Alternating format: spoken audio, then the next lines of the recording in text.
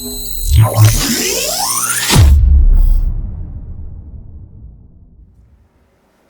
guys, it's Ethan from Zimmer Labs, and this is Brian's Starkiller that I just finished up for him.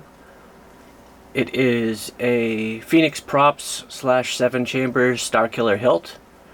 It's really a nice hilt. They did a nice job on it. It's really very different from the Solos Hold Starkiller that I just did in a lot of different ways, the design especially. But both are nice. Both are really good examples of the hilt, and both, you know, relatively screen accurate and well built. This one I like because it's much more inexpensive than the Solos Hold version, and it's a bit more lightweight. So for those of you guys who like a lighter weight saber, this is maybe a better one for that reason. But it's just a lot more accessible to a lot of people. The backstory with this is Brian had bought this pre-installed. I'm not sure from who, but it was a relatively inexpensive plastic chassis, and basically it had broken and it wasn't working anymore. Actually, this is the chassis that was in it beforehand. It was just a simple plastic chassis with the Profi board, and I think it's a 25mm, 24mm speaker in it.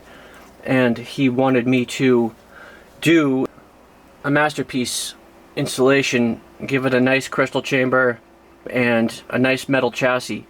And what he wanted was a MB Sabers Metal Master chassis section down here. But the problems with that are that A, it's not designed for this hilt, so you know the internal dimensions are not going to work with that unless there's a fair amount of modification done. And then B, just the cost of all the parts associated with that is put it up to a budget beyond what he wanted to spend. So he gave me a mid-range budget and just asked me to do the best I could to custom make a chassis for him. And so I set off to do that, and really this was my first attempt to build my own chassis from scratch. So what I wanted to do was give him what he wanted and make it essentially a Metal Master chassis, but from scratch. So that's what I did, and I'm really happy with how it came out. I'll show you guys kind of a little bit of a comparison here. Up top, you see a couple pictures of the bottom half of MB Sabers Metal Master chassis here. And basically what I wanted to do was kind of tip my hat to the design and create one without using any, you know, printed parts. Take advantage of the lathe and the mill that I have to, you know, to create my own. And this is something I've wanted to do for a while, but at the same time I was a little bit hesitant to jump into. So Brian, thank you for kind of pushing me over the edge and making me commit to doing it, and I hope you like it. So what I did was I created a electronic template based off the MB Metal Master chassis design using Photoshop, and basically just created a simple black and white template, you know, incorporating the majority of the design elements, and then printed that onto some acid etching paper, some circuit board etching paper, which I then wrapped around an aluminum cylinder and heat treated it so that the pattern applied to the aluminum tube. And then using my lathe and Dremel attachment, it allows you to put your Dremel or a Fordham flex shaft tool into your tool holder and attach, you know, 1/4 inch collets to your handpiece, and then you can put little 1/4 inch end mills in there, and then using those end mills and the compound slide on your lathe, you can, you know, do nice precision cuts into whatever you're holding in your chuck. And if, you know, obviously what I did was I put the aluminum cylinder into the chuck and then just made all these little intricate cutouts using different sized end mills, and then did the same thing with a thinner cylinder of brass, and then I did an acid wash, patina wash on that brass to give it some dark color, and then sanded everything up so it was nice and shiny on the parts that were sticking out the most. And that's how you end up with this effect here. And to the best I was able to, I kind of replicated the Metal Master design here, and then, you know, added a few extra details, like a bunch of these nice recessed brass screws holding everything together up top, and then 4 more of those but even smaller little brass screws set in here holding the bottom section together. And then I was able to fit a larger speaker. This is a 28mm JBL speaker on here, and inside here there is just a simple plastic chassis that holds all the components together, and the whole thing fits together and assembles just to the right size and dimensions that it fits nicely into the hilt, as you can see. And there are 2 set screws, one here, that hold everything together. As you can see, it's nice and stable. And then I added, once I had it assembled, I wanted to add something to allow access to the internals, because there's no cover to take off to get access to the battery or the Profi board. So what I did was I did another cutout here and put a USB-C port here for charging and for access to programming of the Profi board. So this USB port ties into the Profi board, which is hanging out down here. So this guy is how you charge and how you reprogram.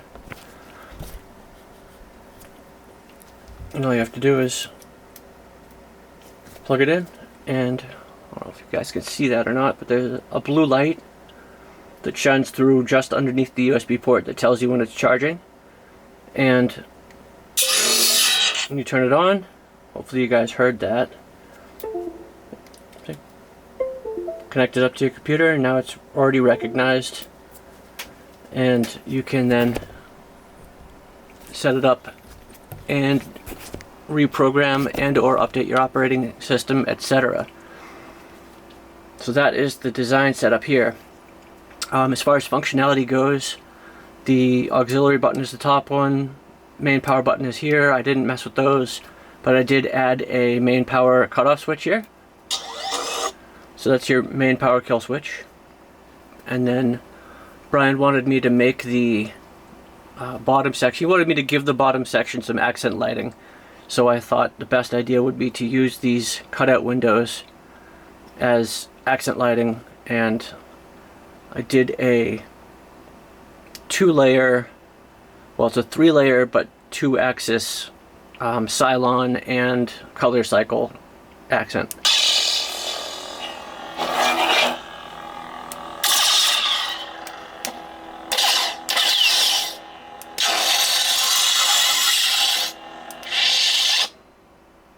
It's got a nice funky delayed Cylon retraction, and it goes from white to red.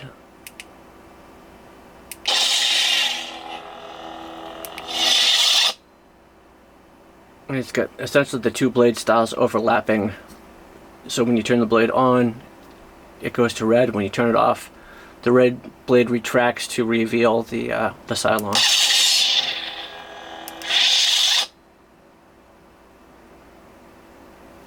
And I spent a fair amount of time just monkeying around with the timings on the pixels here to get them to look this good, because typically you don't get this kind of smoothness of motion and animation with pixels unless your timings are just right.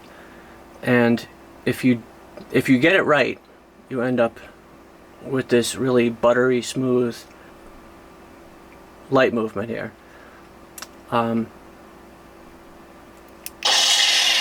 If you don't,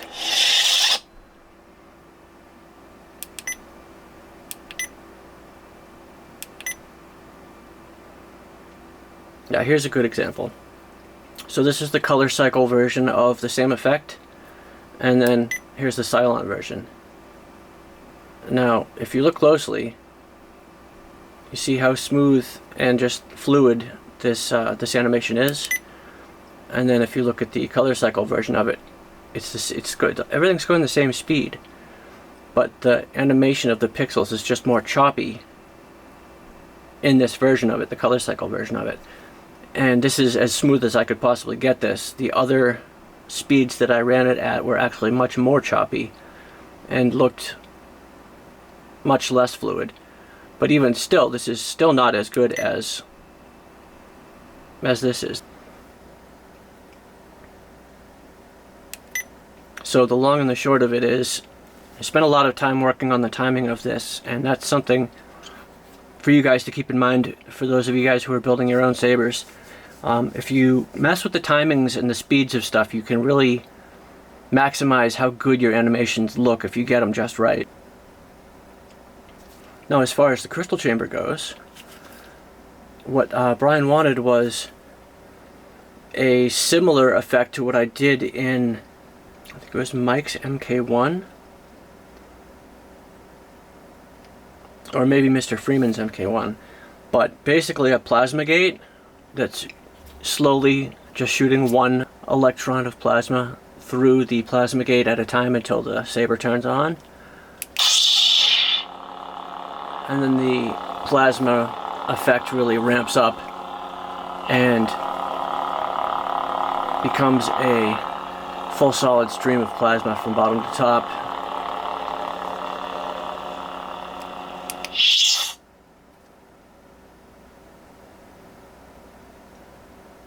And it heats up from cold to hot and hot to cold when you turn it on.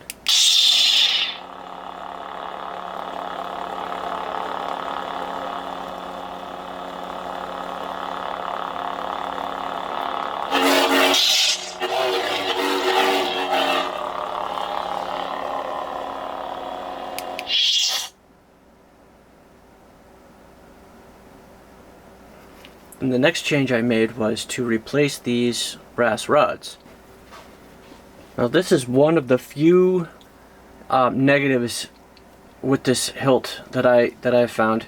Initially, these brass rods were not here. There were two of these orange aluminum rods that were just in the front too, and you know, they didn't look terrible, but this is not brass, and it doesn't look like brass. It looks orange.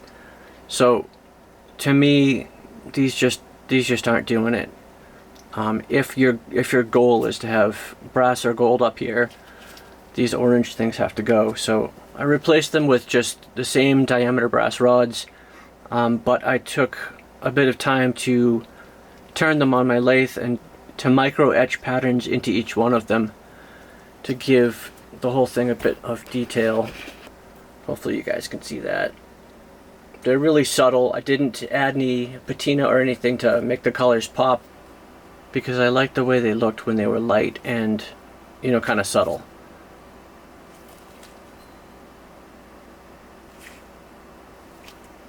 Now the next thing that I changed was the crystal chamber section.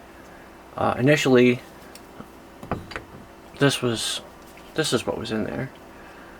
It was some sort of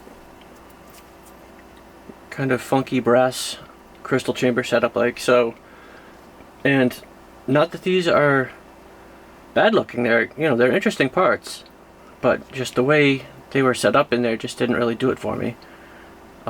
So what Brian wanted was the stock Custom Works MK1 crystal chamber, you know, applied into this setting here. So that actually turned out to be really easy, because the parts that are included in the hilt basically fit right onto these parts if you just turn them a tiny bit and reduce the diameter on the ends of both pieces. They will snap right together. See this orange plated aluminum here? That's part of the blade holder, and on the bottom of that it has a little part that sticks down that latches right onto the stock Custom Works parts, and then there's another of those parts down here that this attaches right onto, and all you have to do is just take about 1 millimeter of diameter off both pieces, and then everything will snap together and fit nicely. But that was what I did there. I did a Luxion style wrap inside of this plasma gate to give it this effect. There's about 45 wraps total to get the light diffusion, and then I used the SK6812 2020s, the little 20mm neopixels, up inside of here to get that really fine animation. There's about 25 neopixels from top to bottom here. Same thing with these guys. These are the 2020s as well, so there's 10 pixels in each row. And then I replaced the blade connector that was in there. So it was, I think it had a stock Custom Works Eco economical blade connector that has about half the amount of pogo pins.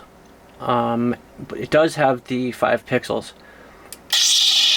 But what it doesn't have is the ability to do sub blades.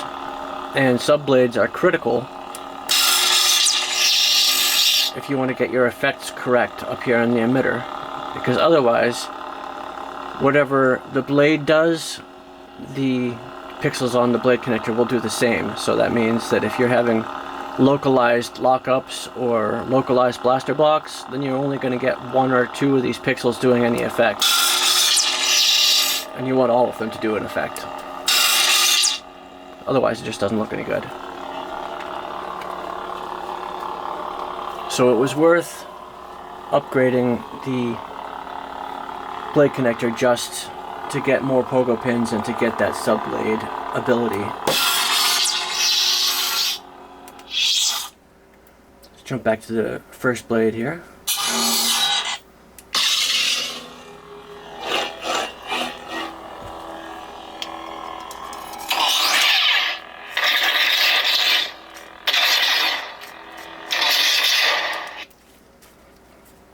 Now, show you guys the blade array.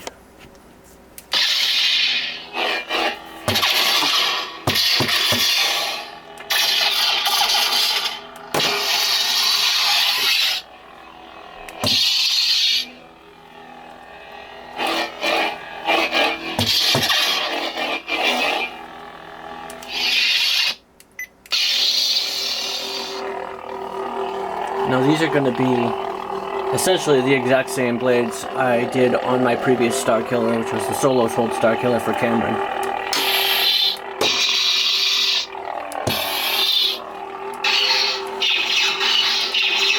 But with a few more sound fonts.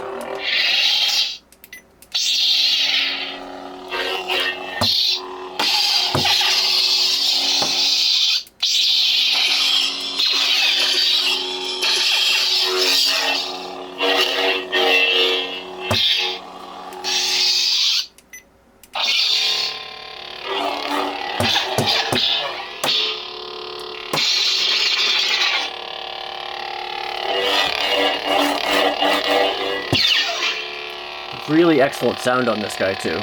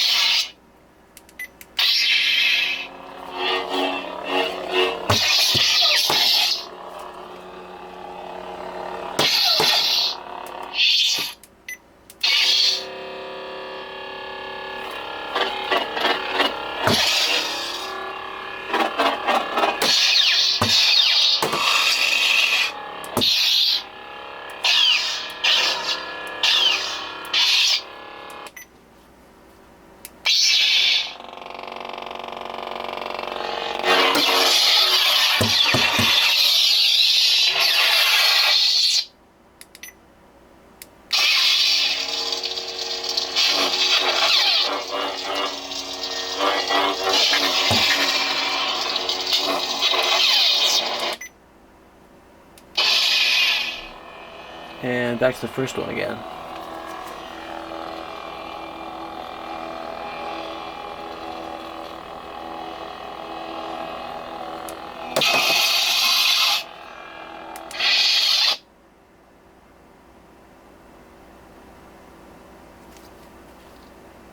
And that is about it for this guy.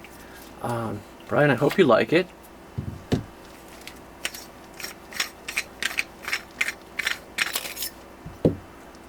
Thank you guys as always for watching.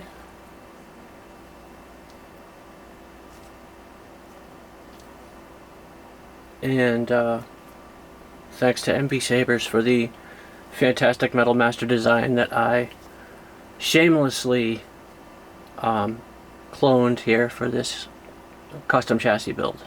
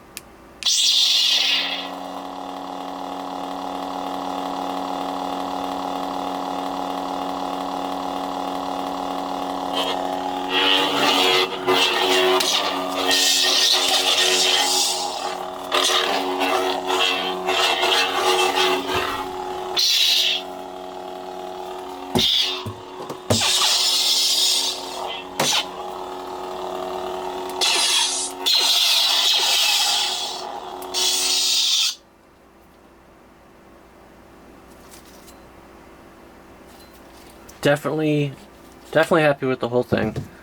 Definitely a cool Starkiller.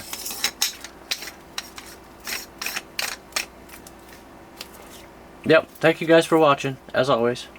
Stay tuned. Next up is a skinny flex or a slim flex.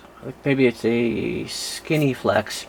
But it's going to be a little bit similar in that it's a custom chassis build, semi-budget build with some custom machined chassis parts and another stock crystal chamber, because everybody loves them. And then after that, I got some real funky stuff coming up. But thank you guys, and stay tuned.